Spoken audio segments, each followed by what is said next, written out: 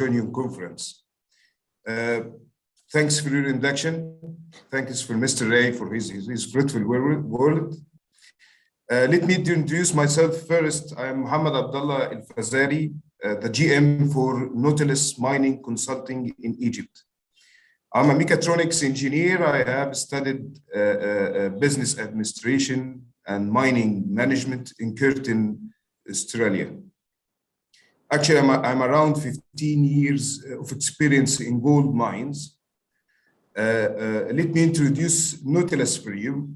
Nautilus is an independent consultancy company providing focused solution to clients mainly in gold mining.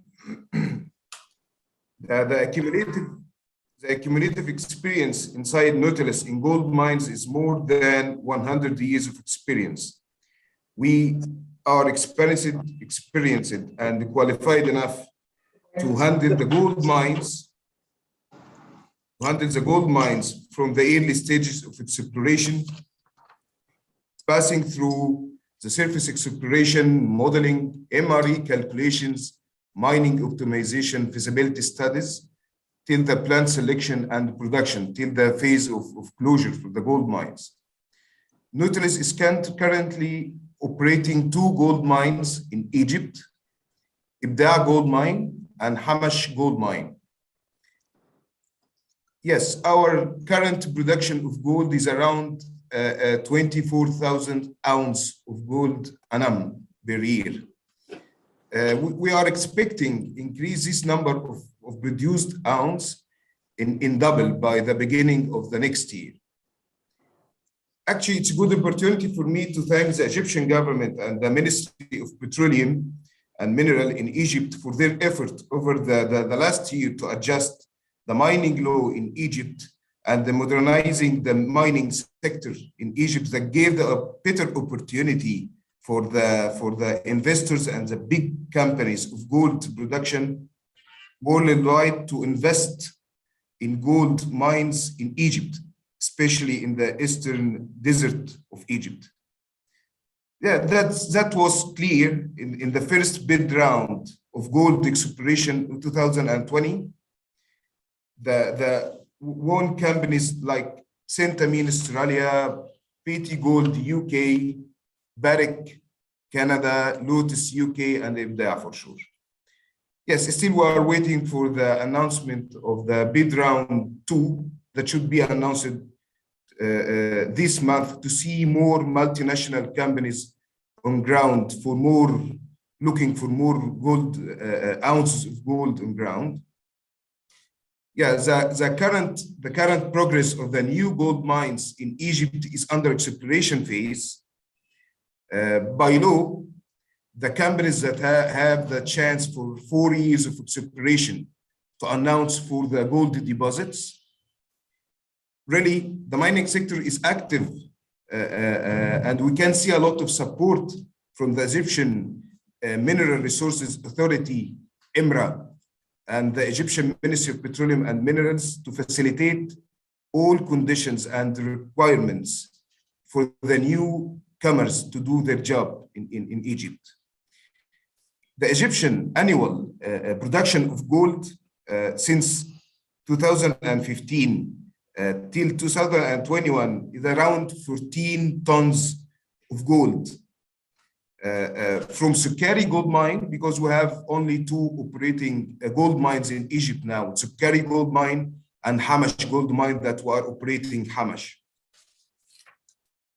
Yes, we are expecting a fruitful future for mining in Egypt, especially for gold mines over the next year. And I believe that not only in Egypt, it's the intent of many countries worldwide that to serve as a society and the human being life, the future and technology, I believe it's a good part of sustainable development ideas that been put by the UN nations.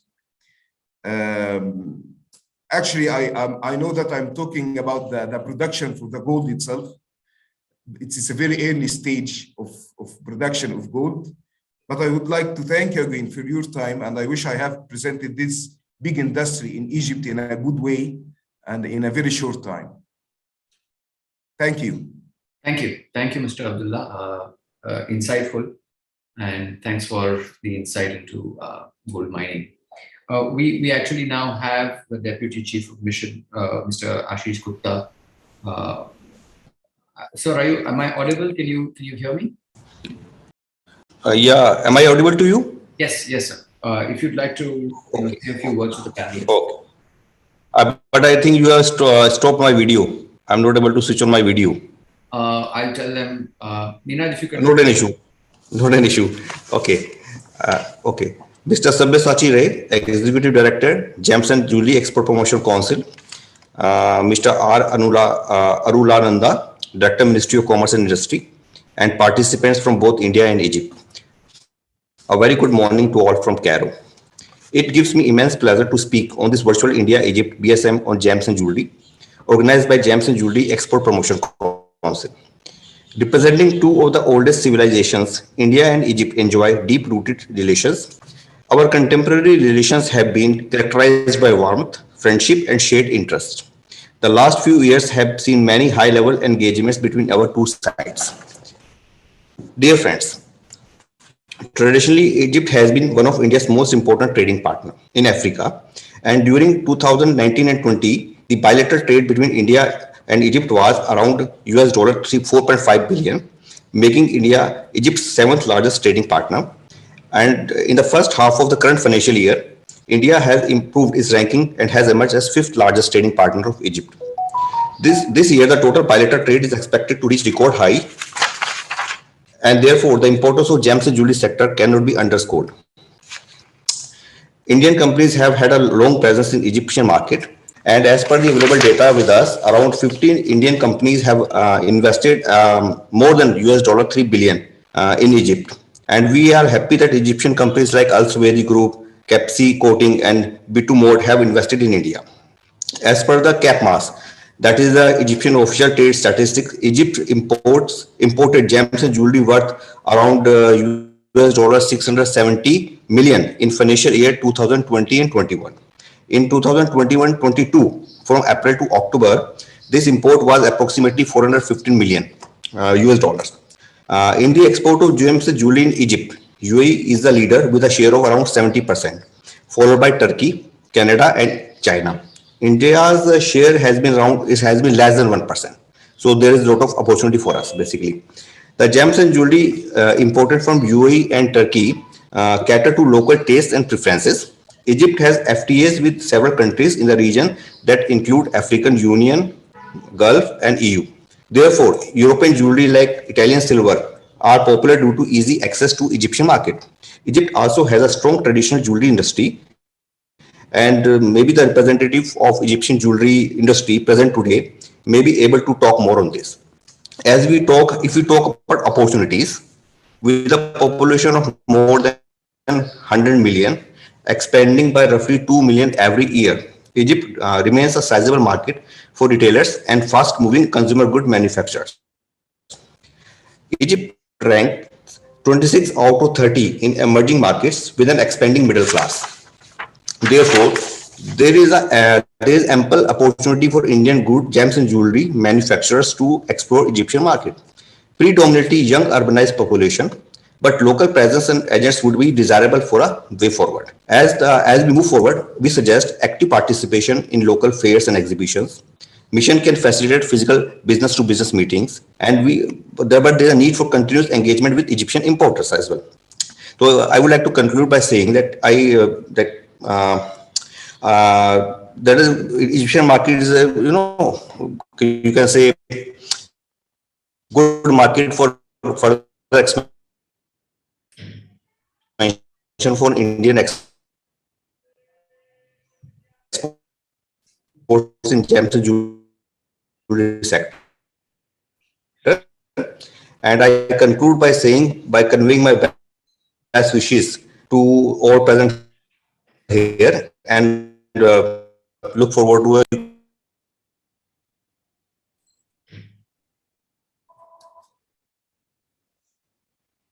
Thank you, Mr. Gupta.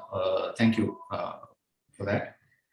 If Ms. Nanis, who is the gold expert and president of Gold City, from Egypt. Would you like to say something? Yes. Are you hearing me well?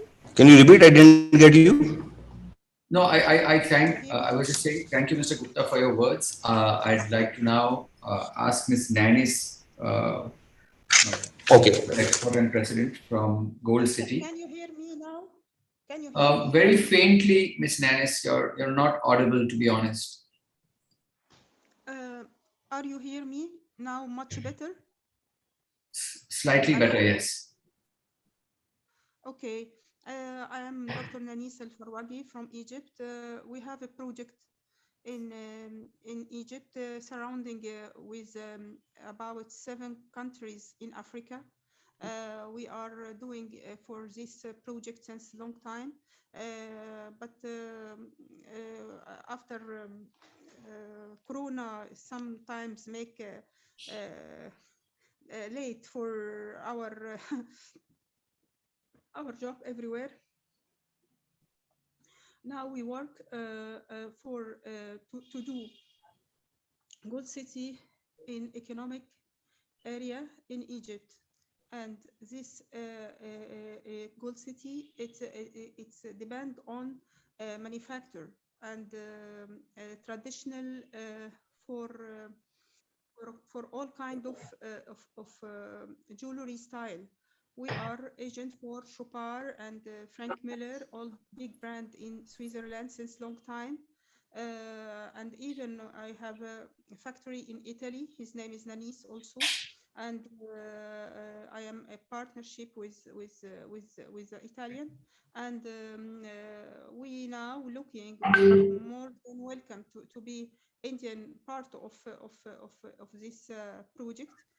This project it give a lot of facilities for Indian, especially when we talk about that it's in Dubai, for example. It's depend on just choosing. Miss Nanis, sorry, but if you can speak a little, if you can check the volume on your speaker, because a lot of the listeners aren't able to hear you very clearly. Now it's okay? No, actually, it's the same. Okay. Okay. Now much better. Hello. Yeah, I can hear you, but a lot of other people can't hear you. That's the message we're getting. But anyhow, I'll let you. It is now okay. No, it's the same, to be honest, but it's fine. It's fine. For us, we most welcome for Indian manufacturer to be in Egypt through the Gold City and using the gold from the Egyptian gold or African gold, because this project it's built for African and all the surrounding the world to manufacture and export again or cover for the Egyptian market. This project it will add the sell for the Indian market, because when you especially in Middle East area, because if you work on that, you will be more, you will save not less than 25% from the cost, because many agreement between Arab, between Africa, and we do all this kind of agreement. I'm very happy to give me chance to speak a little about our project.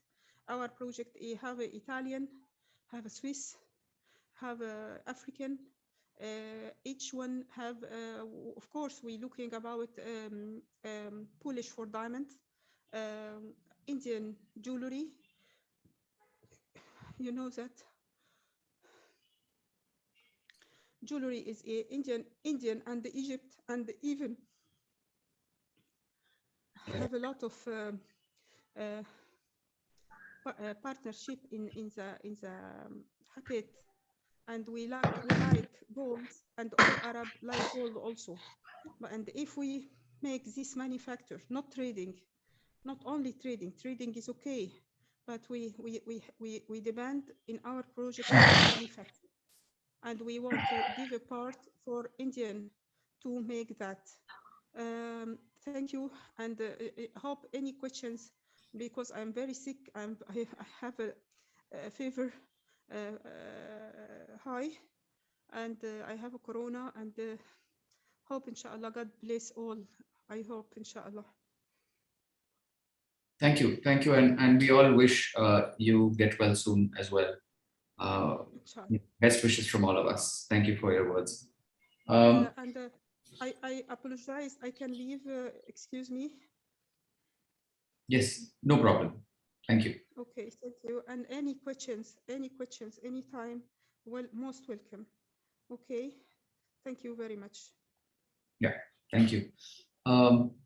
We can move on with the panel discussion now. I'd like to start with Ms. Caroline Kilara from the BTC Egypt Gold.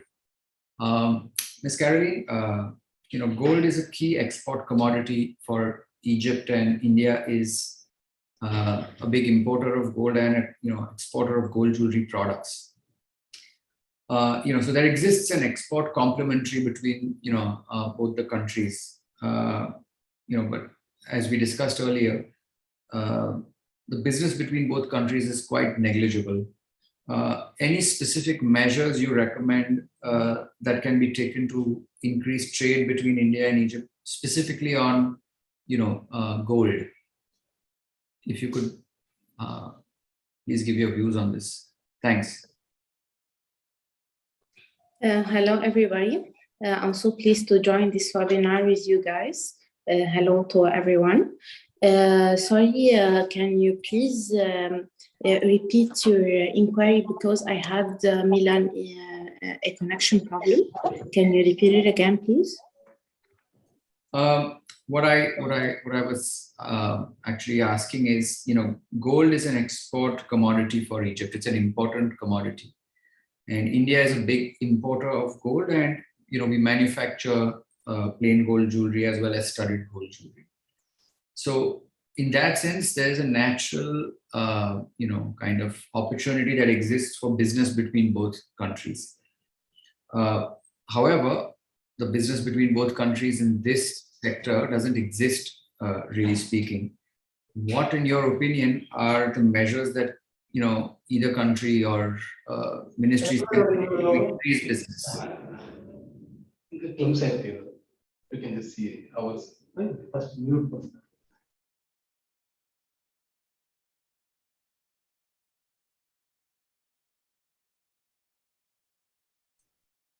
Did you get my question, Ms. Caroline?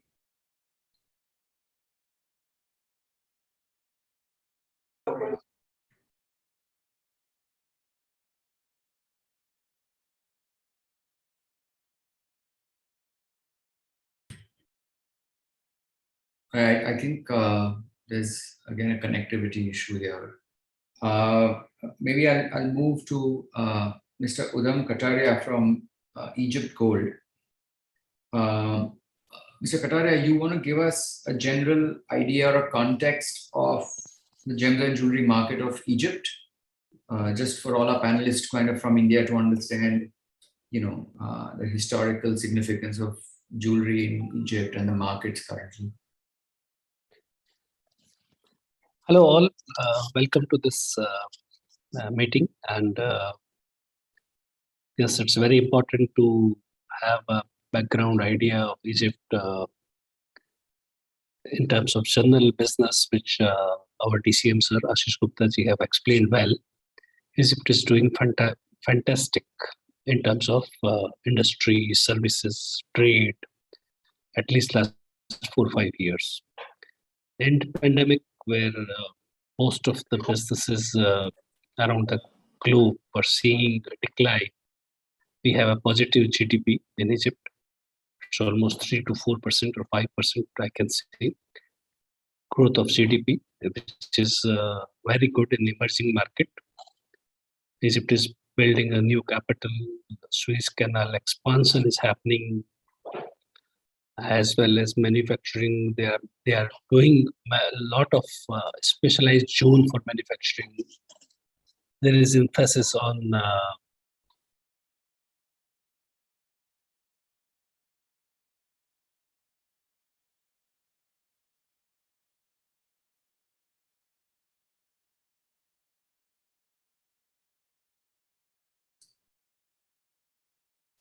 I think it's whatever you name.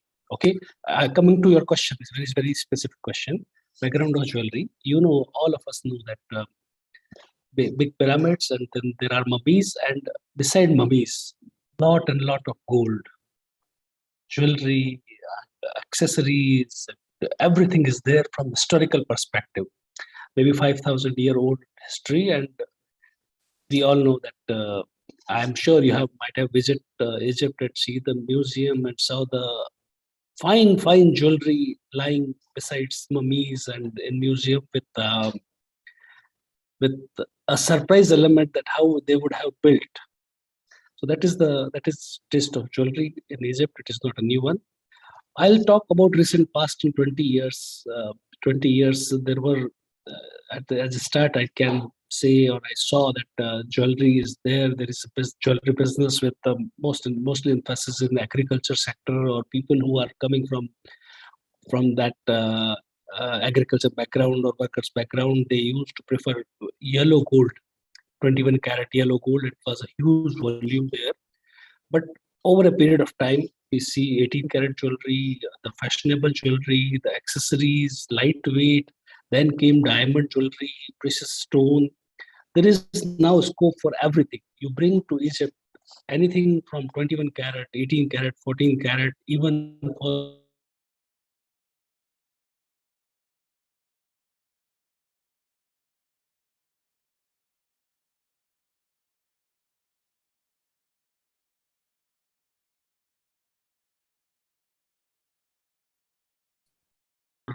silver jewelry. Now there is a taste for the demand for old jewelry still exists. Demand for not old style, I'll say not, it also improved, but the old taste of yellow gold is still there. Heavyweight necklaces, heavyweight bangles. So Egyptian market over a period of time evolved a lot from only traditional to all modern equipment, modern jewelry. So there is a scope. Do visit, and still it is in process to evolve more, because a lot of manufacturing units are there.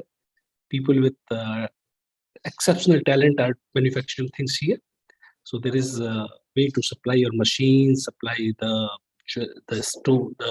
diamonds, precious stone. There is scope of supplying designers. That's okay. Over to you, Milan. Thank you, Mr. Kataria. I'd like to, Ms. Caroline, are you able to hear us now?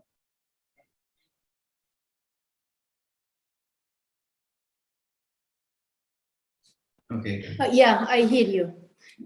Would you like to add anything to the discussion with regards to gold manufacturing in gold being a key export commodity from Egypt and India being a large importer, and we're still unable to have significant trade between both countries when it comes to gold, even though there's a natural kind of opportunity. Anything in particular that you'd like to say about this? Look, for the experience I had through the past years, on my experience here, we have a lot of talents on Indian people in manufacturing gold, mainly in the 18K and the 21K in jewelry mainly, as a designer and in production in our factory. So it's the top of our talents. Regarding to the commodities, not really, because we do have our molds design here in our refinery, but I'd like to discuss this through our webinar. How can we Can we discover a better opportunity in exporting gold, or for B2B, business to business opportunities for investing in gold? Okay. All right. I'll move to the Indian side. I'll go to Mansukh Bhai. Mr. Mansukh Kothari is the promoter of Vasupati Jewelers from India and also a convener for events. Mansukh Bhai, what collaboration do you foresee between the two countries with regards to opportunities that lie in trade shows? Are there trade shows where you see Indian and Egyptian companies being able to kind of collaborate? Yes, of course, Milan Bhai. And I think Council do a lot of trade shows around the year, and major trade shows which we do in IHS Signature, which is we'll be doing in February, and the IHS Premier Show in August. And we are getting near about buyers from 70, 80 countries in both the shows. And each buyer seller meet is help us to interact with the manufacturers from across the country, from the different gem and jewelry verticals. And the council is doing the most awaited export-oriented show in Jaipur in the month of May, from 10th of 12th of May in Jaipur. So I would like to invite all my Egyptian friends to be the part of this exhibition, which is the most export-oriented show supported by the government of India. And this will help us to this will help all the importers from Egypt to have the insight of the Indian manufacturing stronghold. Thank you. Unfortunately, we don't have some of the participants who were supposed to join from the Egyptian side. Some of them are not able to join, and hopefully the contents of this conversation are passed on to them and the message goes through. But I'd like to ask Manish Bhai of Anand International. Manish Bhai is also a convener for Audit and Finance with the Gem and Jewelry Council. Manish Bhai, do you see a future for lab-grown diamonds in Egypt at all? Because it's a new product that India is producing and it's growing everywhere else. Do you think there is a market for this? Yes, Milan Bhai, it is a huge opportunity for lab-grown diamond, because last year or current year, there is a multiple growth in lab-grown diamond. And India have that capability to cater the competitive price with global. So it is a big thing. We can export to Egypt, and Egypt can cater in Gulf, in terms of Europe, because Egypt is also a tourist spot and is a long history. So many people come to Egypt, and this product is new and is a very sustainable. India have a very much grip in lab-grown diamond. In terms of cut and polish, everybody knows that globally, everybody knows about cut and polish. India have a good craftsmanship, highest cut and finishing in terms of number of pieces. Same way, there is a competitive growth in terms of lab-grown diamond. So I think it is a huge opportunity. Both the countries exchange his members' data to connect to supply and for in lab-grown diamond. So I think it is a huge opportunity. We need to do something. As Mansukh Bhai said, there is a exhibition in Jaipur, and there is so many participants from India side in lab-grown. Then connect with the Egyptian entrepreneur to in our lab-grown diamond, and they can make a jewelry to Egypt, and from Egypt they can export also. So I think it is a huge opportunity, both countries. Yeah, I agree with you, Manish Bhai. I think lab-grown is possibly a very big avenue for growth. We have Vivek Shah from Karma Designs. Vivek, do you have any specific plans for Egypt? I mean, is there anything you'd like to share with everyone else on, what the opportunities you think exist in Egypt for silver products, since you are? First of all, thank you to the Exploration Council of India for giving this opportunity to be a part of this. I personally, I feel there is a lot of opportunity to export to Egypt, specifically if we talk about sterling silver jewelry exports. We are an exporter and we export since last 20 years. So Indian exporters who are into sterling silver, we have a wide area of products. If we talk about all the exporters, they're from plain, lightweight, heavy, ethnic, a wide area of gemstone studded jewelry. So it would be nice to connect with the counterparts in Egypt, wholesalers, importers, as well as brand owners if they wish to develop their product line with us. So it would be nice to connect with them and to know more about the opportunities there in the Egyptian market. Yeah, I think you're right. And as Mansukh Bhai mentioned earlier, I think some of our trade shows, especially IIJs, probably the best way to kind of explore all that Egypt has to offer in terms of business. We have Pankaj Kodnani from Crown Jewels. Pankaj, you want to come in and give us your idea on, what the market is for Indian Hi, producers? Mr. Milan. Hi, Mr. Miller. Thank Hi. you for this. Switch off. I think someone is on two Zoom, so they have to off the one Zoom. Okay, that's fine. Yeah. Yeah. Is that fine? Hello, everybody. This is Pankaj Kodnani, Crown Jewels. We are majorly into plain gold jewelry, manufacturing and exports. So what I see, we have, India has a good potential to export jewelry to the Egyptian markets. As you can see also in the Middle Eastern countries, the major players have been Indian companies, Italian and Turkish companies. And going through the data that you have shared with us today, what I see is from 2015-16, we can see exports being constant, rather imports growing to India as Egyptian market to explore. And also, like Mr. Udam Kataria very well said, it's been an evolving market, one of the oldest civilizations along with the Indian civilizations. And similarly, Ms. Caroline also said that the 21K jewelry has been growing really good, and we have a big scope, big market over there for the 21K jewelry. And trade shows, like Mr. Mansukh Kothari again said, trade shows is the best platform to interact, to meet these business entrepreneurs, manufacturing units, and sourcing of jewelry. Right now, it's a very good opportunity if we can have this, explore this opportunity and start business over there. Thank you. Thanks. Thanks, Pankaj. I think you kind of summarized, everything that's been discussed, and clearly there is opportunity for all the different channels of products. So whether it's silver, plain gold, of different caratage, studded. Given that we have a cultural kind of tie, there are events that we're organizing where it's easy for people to network and collaborate. I think both the GJPC as well as someone from the Egyptian side can probably work closer together and find ways to, or facilitate for manufacturers to kind of make the most of this.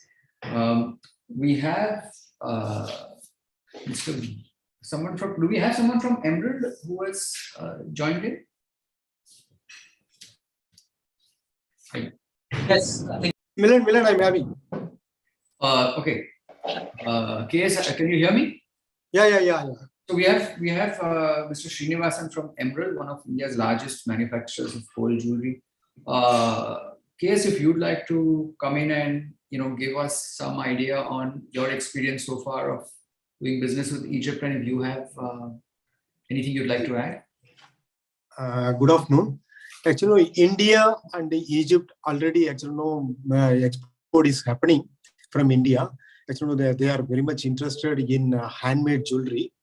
See, over and above, other jewelry also now we are strong. We can manufacture. We are using almost all the technology. Whatever Egypt want, we can manufacture and we can send. That much of ability we are having. I think design also almost similar. Whatever they want, we can do it. I think we have a wonderful future. We can do a lot of business in future. Thanks. Thank you, madam. Thanks, Ketan. Pankaj, you wanted to ask something? Yeah, I actually wanted to inquire the duty structure from Indian side. If Indians export to Egypt, it's written a slab of 10 to 30% for precious metal plain gold jewelry. So what exactly is the duty structure? I think someone from probably the Egyptian side would be better placed to answer that. I believe it's even goes up to 60% for some products. So it's almost 60% is as shown as imitation jewelry, what I see over here. Mr. Kataria, would you know what the duty structure is for, say, plain gold or studded or silver jewelry? Are there different slabs? I'm not aware in detail, but yes, it is one area where you have to work out because duties are not in the document that we will share specific. Yeah, because like they said earlier, that Egyptian side has an FTA agreement with the Gulf and some Middle Eastern countries. That's why we see that UAE is being one of the leading exporters to Egypt and also Turkey. So probably there is something where we need to look into what is the duty structure from India. That's why probably a lot of jewelry is not going from India. Yeah. So what we'll do, Pankaj, is when we send a document that will kind of summarize the discussion today, I'll have someone from the council put down the current duty structure, and that will be the basis for discussions ahead. I mean, the essential objective being that Indian manufacturers should make sure the product reaches the Egyptian consumer. So whether it's directly or via one of the countries that have an FTA, I think that's secondary, but we need to find a fit for business between both nations. So I think that's the next step. And you get the document, and hopefully that will give you clarity on that. But do you, if you go via an FTA country, does it shows Indian imports or it shows the imports of the FTA country? No, so the importing country, I'm assuming, and I'm not too sure, but let's assume we export to UAE and UAE has an FTA with Egypt. UAE would have to have some process, some value addition for it to qualify as an FTA product. But that would be for the UAE importer to kind of figure out. We would only be kind of manufacturers. I don't think so. There is any FTA with Dubai and Egypt. Yeah, even I'm not aware of an FTA with any Middle Eastern. We can work towards an FTA directly with Egypt. Some import from Turkey, but that also has to check because I don't see. It's only because if you see the data that is being shared with us today over here, it shows for silver jewelry, Turkey is accounting to 82% of exports and supply to Egypt. Whereas for gold jewelry, again, Turkey is 91%. And gems and jewelry total 49% from UAE. So probably these are the countries supplying majorly to Egypt. Yeah, maybe because of access, geographic access. But I think India can very well, after representation, attempt to have an FTA with Egypt. I'm sure the ministries can discuss the possibility, the obstacles for this. But that would be the basis for the way forward. I think to begin with, if we are able to get Egyptian importers and retailers to our events and get them interested in our products, then the way forward would be clear. I think we should try to get them to the IIJS events, and then we can. Absolutely. Yeah. So anyhow, given that the representation from Egypt is minimal, there's we'll kind of attempt this again and see if we can get more participation from their side. But thank you everyone for your time today, and we'll share the notes on this, and hopefully next time the interaction will be with a wider group of people. Thank you, Milan and team. Thank you everyone. Thank you. Thank you.